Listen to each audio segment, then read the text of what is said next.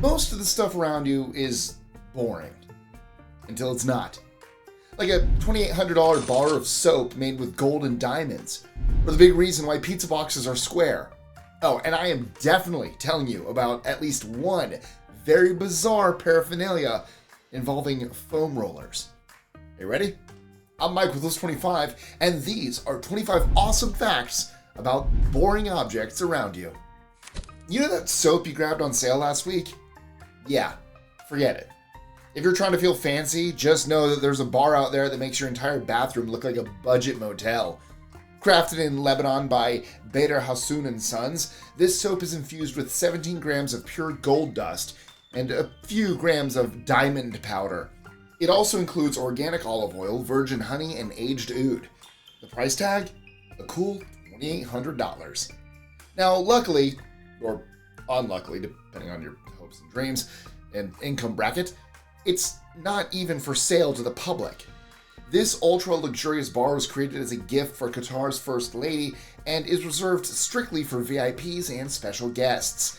So, just in case you are wondering, no, it's not available for us regular people. Anyway, if pizzas are round, you'd think the box would be too, right? Nope.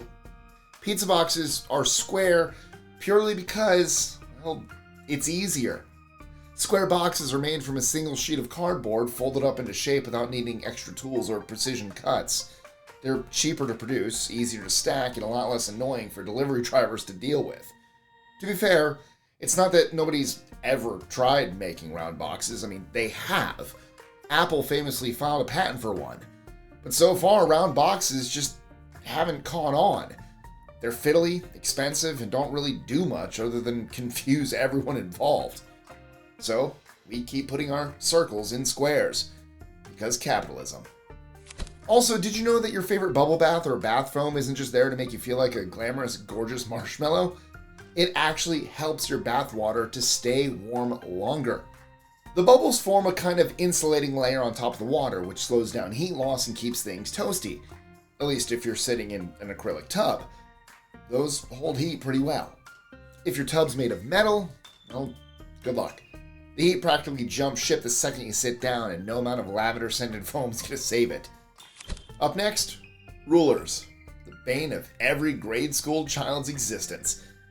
We take for granted that a ruler gives us exact measurements, but for most of human history, people just eyeballed it using their own body parts. A foot was literally a foot. A yard was the distance from a man's nose to his thumb.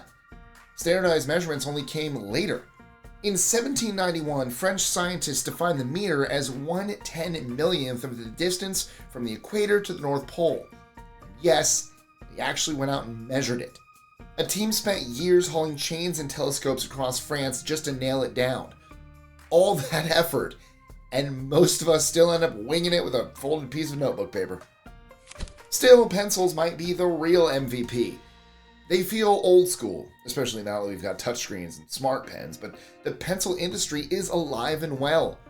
In 2023, the global market was worth around $13.9 billion, and it's expected to keep growing by almost 10% a year through 2030. Faber-Castell alone pushes out 2 billion pencils a year and is still going strong halfway into 2025. The origin story is not that bad either. In the 1500s, a huge deposit of graphite was discovered under a fallen tree in England. Locals sliced it into thin sticks, wrapping it in string, and sold it as black lead. That same graphite was later also used to make cannonballs. Yep, ammunition to homework. Not a bad run. Sticking with pencil-related matters, let's talk erasers. It took roughly 200 years before anyone figured out how to actually remove pencil marks properly. And even then, it happened by accident. In 1770, British engineer Edward Nairn reached for what he thought was a piece of bread to rub out a mistake, and accidentally grabbed a chunk of rubber.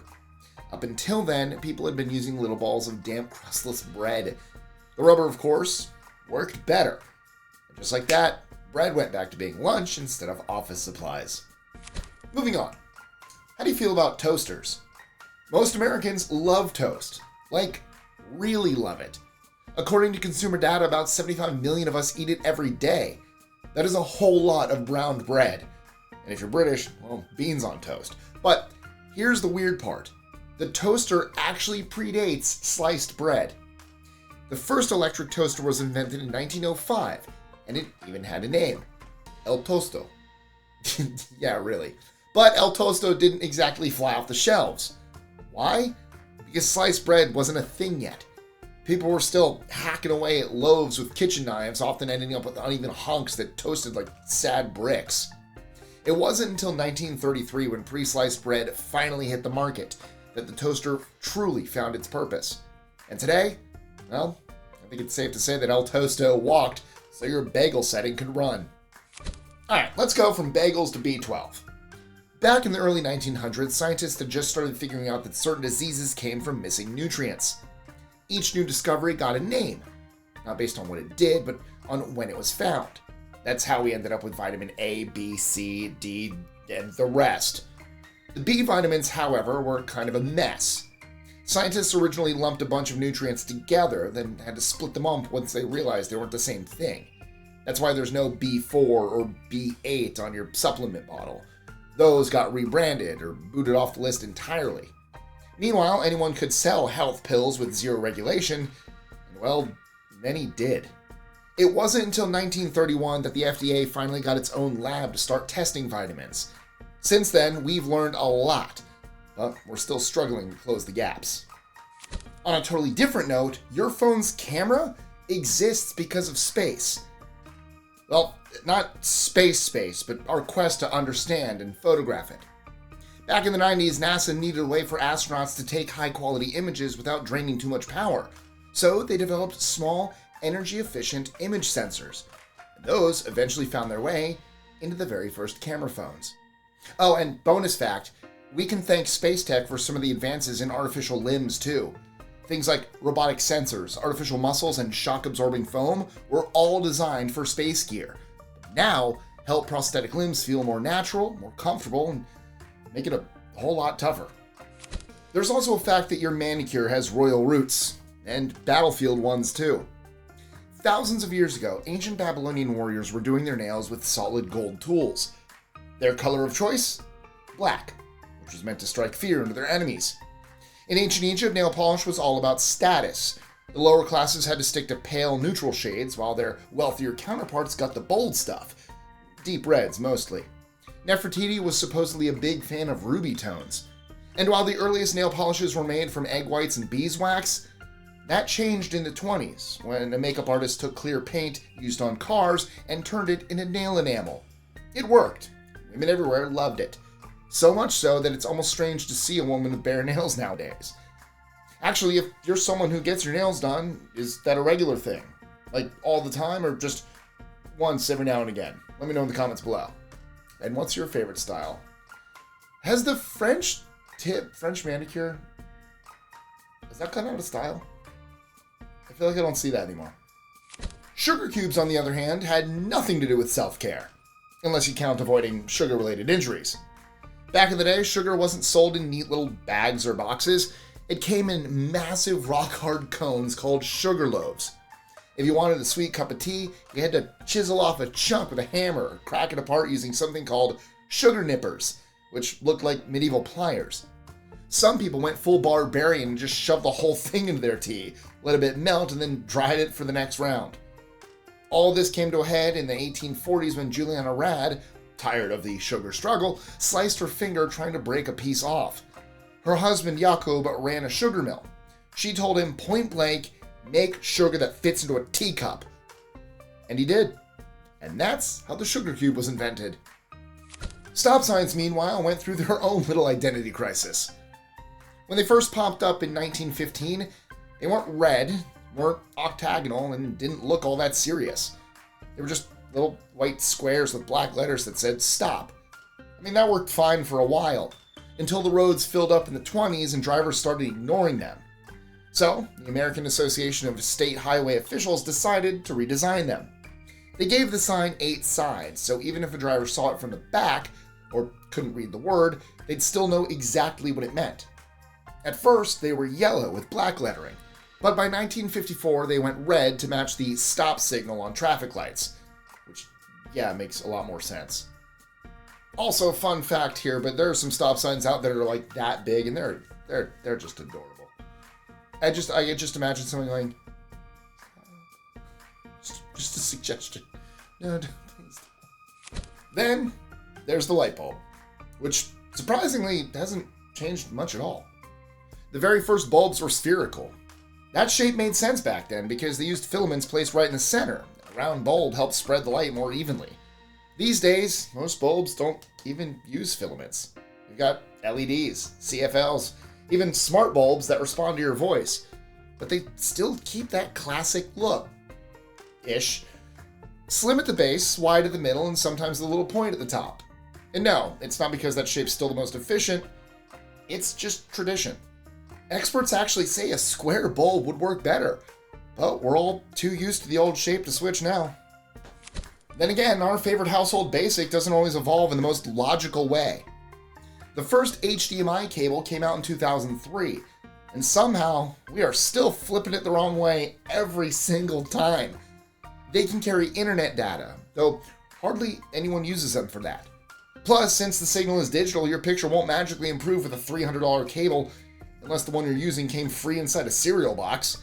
And if you think HDMI cables are all reasonably priced, you should know that WireWorld's top-tier cable, now in its updated Platinum Starlight 48 version, sells for up to $2,000, depending on the length. In fact, the older Platinum Starlight 7 even hit $4,000 for just 7 meters. It's mostly found in ultra-high-end home theaters or in setups where the cable needs to feel as important as the screen, if you know what I mean. Okay, since we're on the subject, I'm also going to tell you about the world's most expensive pair of shoes. And I promise I won't start listing the most expensive everything from here on out. Also, if you want to see one of the greatest videos I have ever done, I forget the name of it, but just look up List 25 Shoes, and oh, it was a doozy. In 2018, the luxury brand Jada Dubai teamed up with Passion Jewelers to create what was then the world's most expensive footwear, the Passion Diamond Shoes. Price tag? $17 million. The gold stilettos were covered in 236 diamonds and even came with 2 flawless 15-karat stones right on the toes, because why the hell not? They were unveiled at the Burj Al Arab Hotel in Dubai, because of course they were.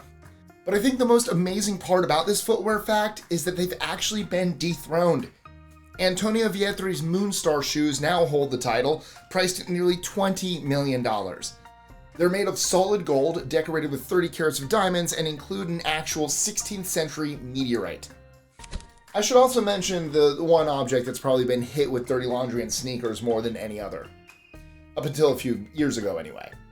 The alarm clock, easily one of the most hated objects in your mom and dad's nightstand, actually started as a one-man project. In 1787, Levi Hutchins of New Hampshire built what is considered the first American alarm clock. Not to start a business, not even to solve a global problem. He just wanted to wake up at 4 a.m. every day. So he added an extra gear to his personal clock, hardwired to buzz at exactly that time.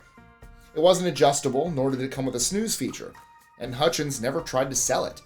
It was literally just built around his routine.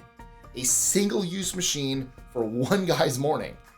The rest of us have been suffering the consequences ever since, even if it now shows up in the shape of your favorite smartphone.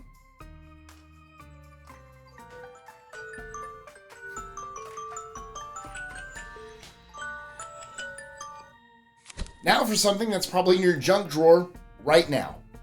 Scotch tape, officially known as cellophane adhesive tape, has to be near the top of the list of things you never think about until you desperately need it. It was invented in the 30s by Richard Drew, an engineer at 3M who came up with the original version while trying to help auto painters get clean lines when masking off parts of cars. His first solution led to masking tape, and eventually to the clear stuff we all know today. In case you were wondering, 3M now sells enough Scotch tape every year to wrap around the Earth 165 times. And since the Earth's circumference is about 24,901 miles, don't worry, I did the math, that is over 4.1 million miles of tape every single year. The next spot on our list goes to something you might wish you'd never learned, so sorry ahead of time. Ever heard of object sexuality? It's a real group of paraphilias where people feel romantic or sexual attraction to specific inanimate objects. No judgment here. The brain does weird things. Certain shapes, textures, even smells can trigger arousal because they remind us of past experiences, whether we realize it or not. Technically, it's just a neurological response. Increased heart rate, quicker breathing, etc. And yes, for some people, that trigger is a foam roller. Now, if you don't own one, you might be raising an eyebrow, but for those who do, you know what I'm talking about. After a long day, laying your back on one of those and slowly rolling down to the top of your glutes, pure bliss. It's oddly relaxing, in a purely therapeutic way, of course. Probably. Foam rolling relieves back pain, improves flexibility, and helps your muscles recover more efficiently. According to the Journal of Sports Physical Therapy, it even helps you perform your workouts with better form. And depending on your definition of workout, you know what? Just gonna leave it at that. Let's dial it back to something a little more wholesome. The humble envelope, or envelope. It's so common now we barely even notice it, but envelopes have kept secrets safe for thousands of years. The earliest versions came from ancient Babylon around 2000 BCE. They weren't paper, they were clay.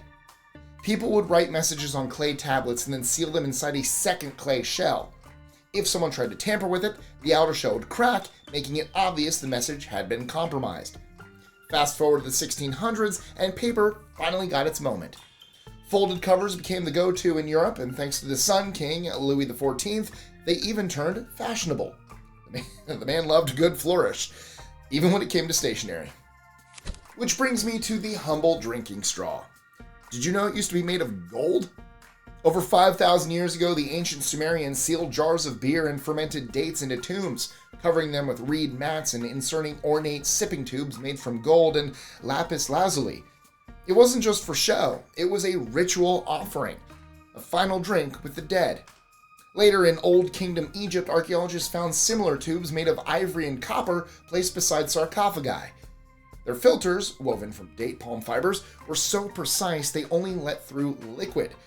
These straws played a role in funerary ceremonies, especially the feeding of Osiris, a symbolic ritual meant to nourish the dead in the afterlife. It was less about drinking and more about honoring the bond between the living and the dead. Of course, if straws once belonged to the dead, well, it makes sense that bathtubs followed. In 19th century Britain, several coffin workshops in Birmingham switched over to making bathtubs. They used the same casting molds and enameling techniques to produce watertight cast iron tubs.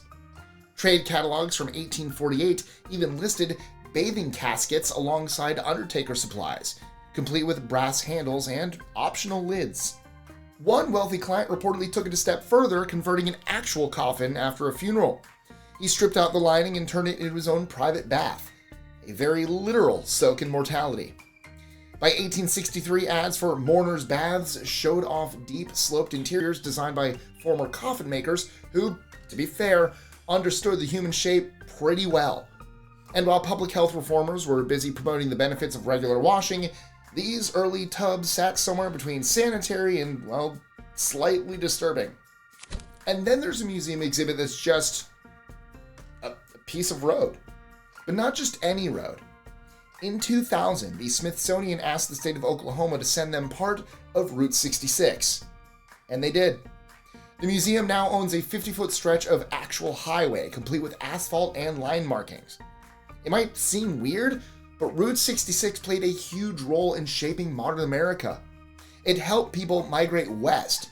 It showed up in everything, from the Grapes of Wrath to road trip songs. And it became one of the most recognizable highways in the world. The full route stretches from Illinois to California, but the Smithsonian just took a piece from Oklahoma. Still, it is a literal chunk of American story, preserved, cataloged, and now, technically art. Next up, believe it or not, your plants actually know what time it is. And no, I'm not just talking about how they react to sunlight. Plants have their own version of a body clock, a circadian rhythm, just like we do. They don't wait for sunrise to kick in. They anticipate it. They start getting ready before the light even shows up. In a study published in 2013, researchers at the University of Cambridge discovered that plants use the sugars they produce during photosynthesis to keep time. these sugars help regulate the genes that control their internal clock, meaning they are literally using their own energy to stay on schedule. So yeah, up with the petunias is officially a thing. And number 2 on our list today, napkins. Or at least what eventually became napkins. In ancient Sparta, guests didn't use cloth or paper to wipe their hands during meals. They used dough. Specifically, little lumps of it called apomagdali. Diners would moisten and knead the dough while they ate, using it to soak up grease from their fingers.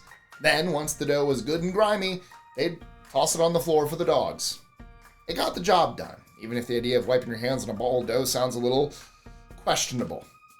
Eventually, people swapped the dough for bread, and much later, we finally got the cloth and paper napkins we are used to today. Finally, if you think about how long we've had them and all the things we use them for, it's kind of crazy that we still really don't know how bicycles work. They've been around for well over 100 years. We have figured out how to fly, how to land on the moon, and how to FaceTime someone from a moving train, but the basic science of how a bicycle stays upright, still a mystery. For a while, scientists thought it was all about the gyroscopic force of the spinning wheels. But when they built a bike that canceled out that force completely, it still stayed upright. No one really knew why. It could be the design, that bikes naturally steer into a fall to balance themselves. It sort of makes sense, but it's still just a theory. And so far, no one's lined up grant money to solve that mystery. So, if your foam roller ever makes you feel weird, just remember, well, at least we understand that. The bicycle? Not so much. And that's a wrap. From $1 million soap to ritual straws and doughy napkins, even the most mundane objects can come with interesting backstories. Got a favorite from today's list, or one we should have mentioned? Drop it in the comments below. I am always reading what you guys have to say. I am.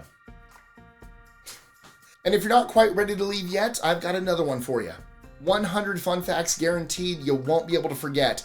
It is packed with strange trivia, weird science, and the kind of random knowledge you'll definitely end up blurting out at parties. As always, thank you guys so much for watching. Make sure you hit subscribe, ring that bell, and I'll catch you again next time. See ya.